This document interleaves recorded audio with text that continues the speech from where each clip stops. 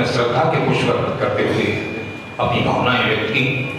हर आदमी की ख्वाहिश होती है तो उसके पास श्रद्धा के ही पुष्प होते हैं और गुरुवर का दरबार खुला है। हर कोई उनकी श्रद्धा पावन चरणों का प्रक्षालन करें। वाचन होने जा रहा है, उसकी व्याख्या पूज्य महाराज श्री अपने मुखाग्नि से करेंगे। मन बनाए और पूरे अनुशासन के साथ शांतिपूर्वक बैठे। अब मैं सबकी ओर से पूज्य महाराज श्री के पावन चरणों में निवेदन कि हे मुनिवर, अपनी दिव्य देशना से हम सभी को आलोकित करने की कृपा करें। पूज्य मुनिवर।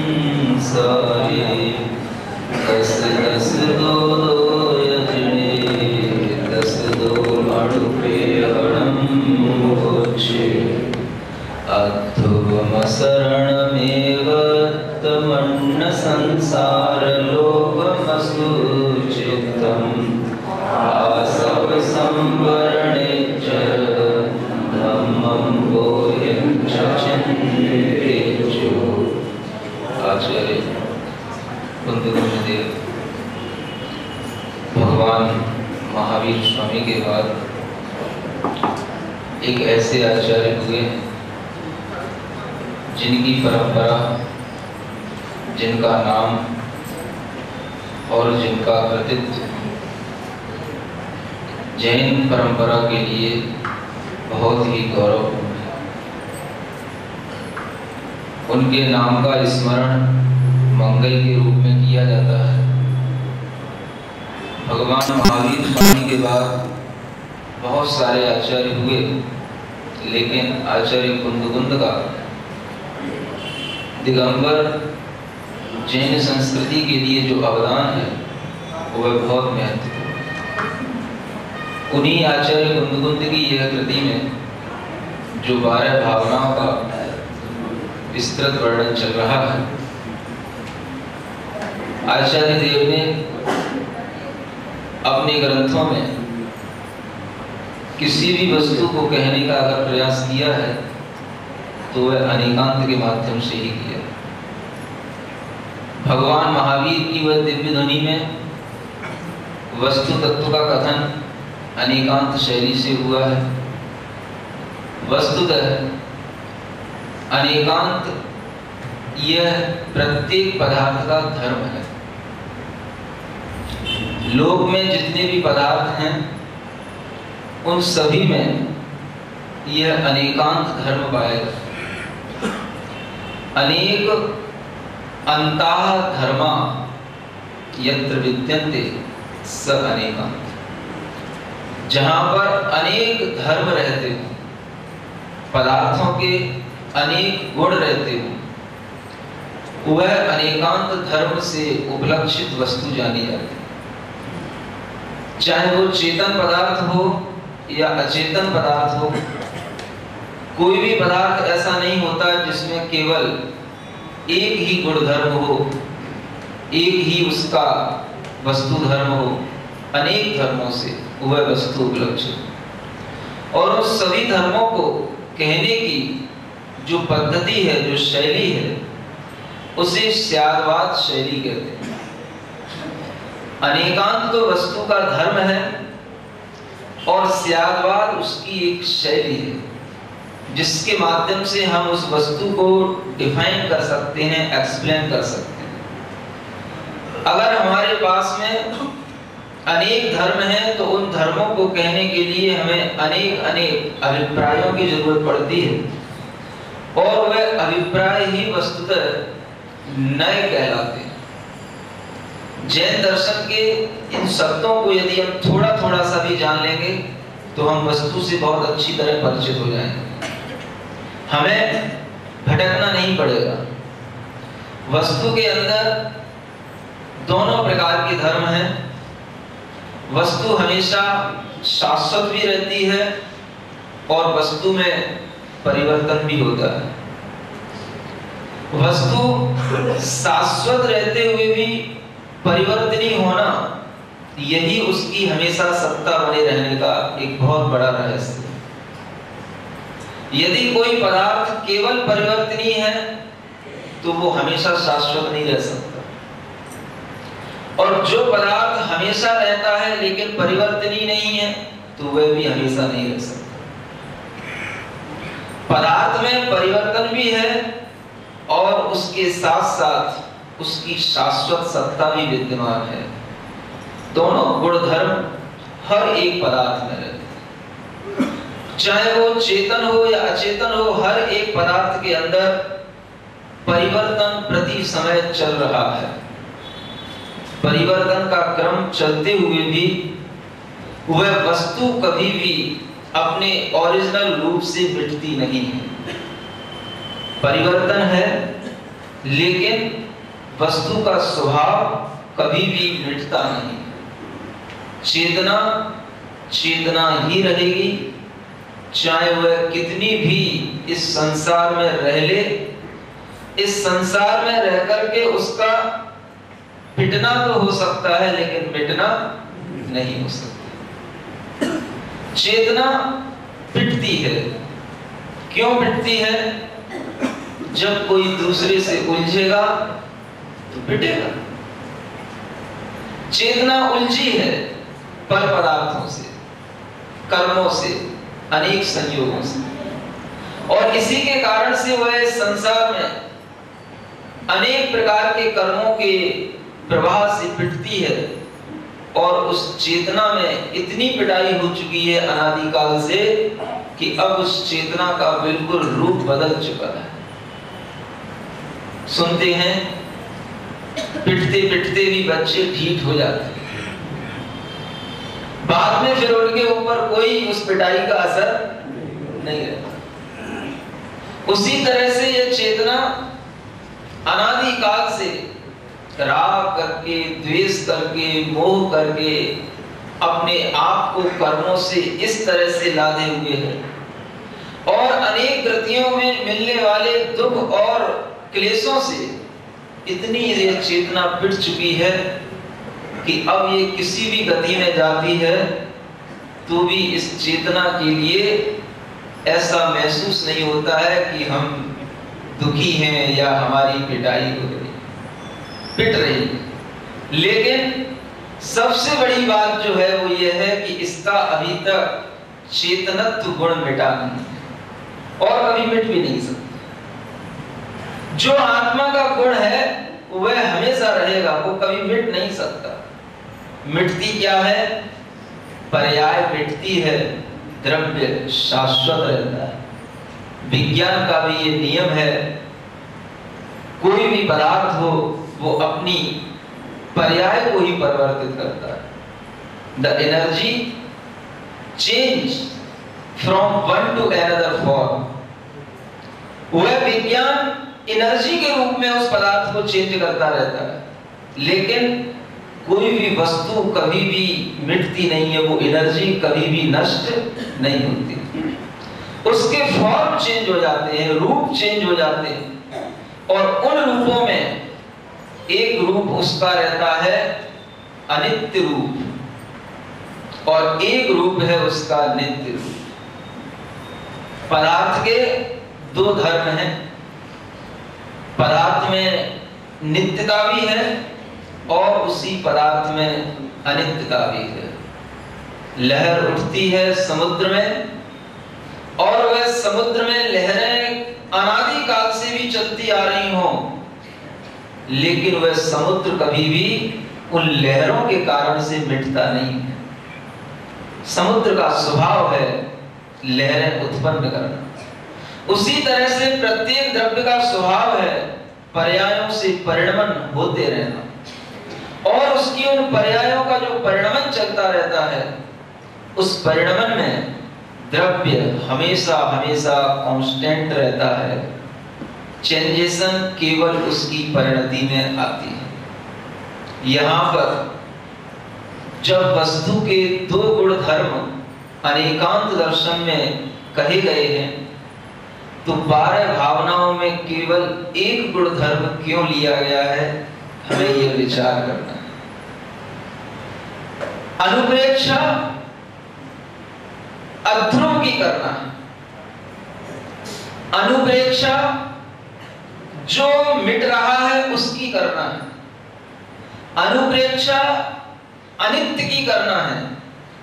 चिंतन हमें नित्य का नहीं करना, चिंतन हमें अनित्य का करना। ऐसा क्यों? जब आत्म तत्व स्थित है और वह हमेशा हमेशा स्थिर रहने वाला है, द्रव्य स्वरूप है, तो हमें उस आत्म द्रव्य के बारे में अनुप्रेक्षा करनी चाहिए थी। लेकिन आचार्य कुंद देव 12 भावना में सबसे पहले अनुप्रेक्षा करा रहे हैं। तो किसकी? अनित्यता की अनुप्रेक्षा करो। अनुप्रेक्षा का अर्थ होता है मुहुर मुहुर अनुचिंतनम अनुप्रेक्षणम इति अनुप्रेक्षा। बार बार उसी के बारे में चिंतन करना, बार बार उसी के बारे में सोचना। किसके बारे में सोचना? समुद्र के बारे में सोचना या लहर के बारे में सोचना? हमें तो कुछ समझ ही में नहीं आ रहा ये कैसे लिखा गया है। हमें तो अपने आत्म द्रव्य के बारे में सोचना चाहिए था। आत्म द्रव्य की अनुप्रेक्षा हमें कराना चाहिए था कि तुम्हारा आत्म द्रव्य शाश्वत है, तुम्हारा आत्म द्रव्य स्थायी है, तुम उसकी ओर दृष्टिपात करो। और यहां आचार्य कह रहे हैं कि तुम अध्रुव की अनुप्रेक्षा करो। बहुत उल्टी सी बात लग रही है, लेकिन हम समझेंगे। अभी हमने उनको पढ़ा नहीं है, ये उनके पढ़ने से पहले की भूमिका है। हम समझेंगे कि वो इस अध्रुव में क्या समझाना चाह रहे हैं। अनित्यता का ज्ञान हमें क्यों कराना आवश्यक है? जब वस्तु के दोनों धर्म हैं, नित्य भी वस्तु का धर्म है और अनित्य भी वस्तु का धर्म है, तो हम अनित्यता की ओर क्यों चिंतन करें? क्या कारण? अनित्य पर्याय होती है, नित्य द्रव्य होता है। लहर अनित्य होती है, समुद्र नित्य होता है, शाश्वत होता है। लहर को क्यों देखना? लहर को तो हर कोई देख लेता है। किसी को भी अगर कभी समुद्र देखने को मिले तो वो समुद्र देखता है कि उस समुद्र की लहर को देखता है? पता ना, गए होगे, गोवा गए होगे, बॉम्बे गए होगे, समुद्र तट पर घूमने भी गए होगे, और वहां पर जाकर के तुमने किसका आनंद लिया?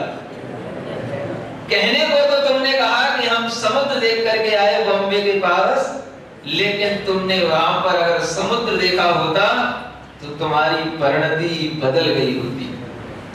तुमने समुद्र देखा ही नहीं। समुद्र को तो तुम देख ही नहीं सकते। समुद्र की केवल लहरों में तुम बह जाते हो, क्योंकि हमारा मन भी लहर लहर लहराता है, और जो चीज हमें लहराती हुई लगती है हमारा मन उसी में रम जाता है। स्थायित्व में हमारा मन टिकता नहीं है, क्योंकि मन का स्वभाव ही चंचल है। जब मनी का स्वभाव टिकना नहीं है तो वह दूसरी टिकने वाली चीज में टिक कैसे सकता है? मन लहरों को देख करके आंदोलित होता है, आह्लादित होता है, और जितनी ज्यादा लहरें एक साथ उठें और एक साथ उसमें समा जाएं, हमारा मन उतना ही ज्यादा आह्लादित होता है। मन लहरों में लहराता है, मन समुद्र में नहीं टिकता। कहा जाता है कि हम समुद्र देख करके आए।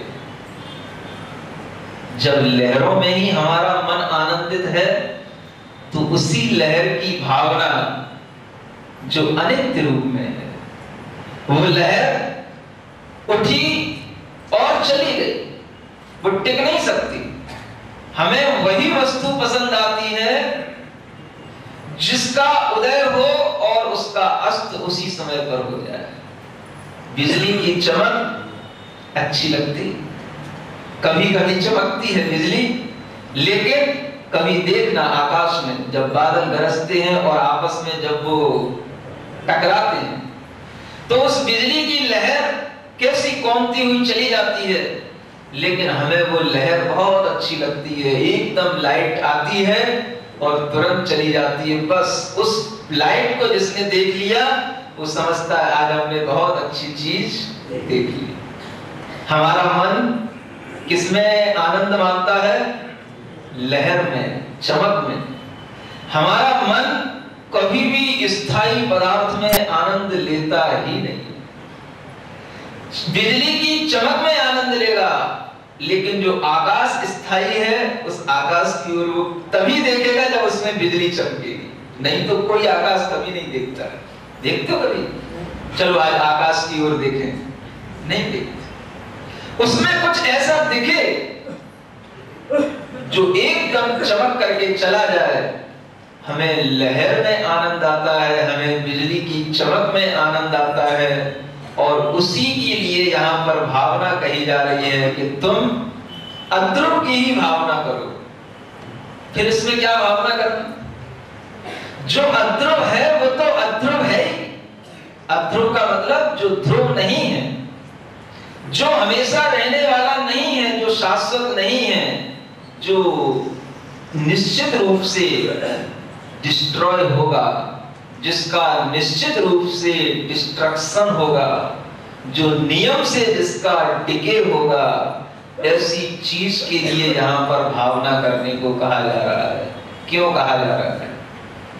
जब हम पहले से ही लहर में आनंद मान रहे हैं तो आचार्य कहते हैं तुम उस लहर में जो आनंद मान रहे हो वो आनंद तुम्हारा स्थायी नहीं है। उस लहर के आनंद के बाद में जब वो लहर चली जाती है तो उसके बाद तुम्हें आनंद आता है कि दुख होता है। बिजली जितनी देर तक चमकी उतनी देर तक तो अच्छा लगा, लेकिन अब कब चमकेगी? ये जो मन के अंदर तृष्णा आ गई, ये हमारे लिए अब दुख का कारण। लहर जितनी देर तक उठी वो तो अच्छा लगा, कभी ऐसे समय पर पहुंच जाओ जब समुद्र में ज्वार नहीं आ रहा हो, लहर नहीं आ रही हो, और आप अगर उस समय पर समुद्र को देख लो तो आप कहोगे आज तो यूं ही आना होगा। एक झोंका भी नहीं आया हवा का, एक भी लहर नहीं उठी और हमारे लिए कोई आनंद नहीं आया। आनंद और मजा दोनों में बहुत अंतर होता है। हमने जीवन का कभी आनंद लिया ही नहीं। जीवन का आनंद पर्यायों में नहीं आ सकता। जीवन का आनंद आता है उस द्रव्य की शाश्वत सत्ता को देखने से। पर्यायों से मजा आता है, आनंद द्रव्य की सत्ता को देखने से आता है। और मजा लेने वालों को सजा भी भुगतनी पड़ती है, ध्यान रखना। आनंद लेने वालों को तो हमेशा हमेशा उनके आनंद में वृद्धि होती रहेगी, लेकिन मजा लेने वालों को ऐसी सजा भुगतनी पड़ती है कि बाद में उन्हें फिर उस मजा लेने के उस सुख, थोड़े से सुख के लिए बहुत दुख उठाना पड़ता है। जीवन में हमारी बुद्धि ऊपर ऊपर ऐसे ही सरफेस पर चलती है, गहराई तक हमने आज तक किसी भी वस्तु के बारे में सोचा नहीं।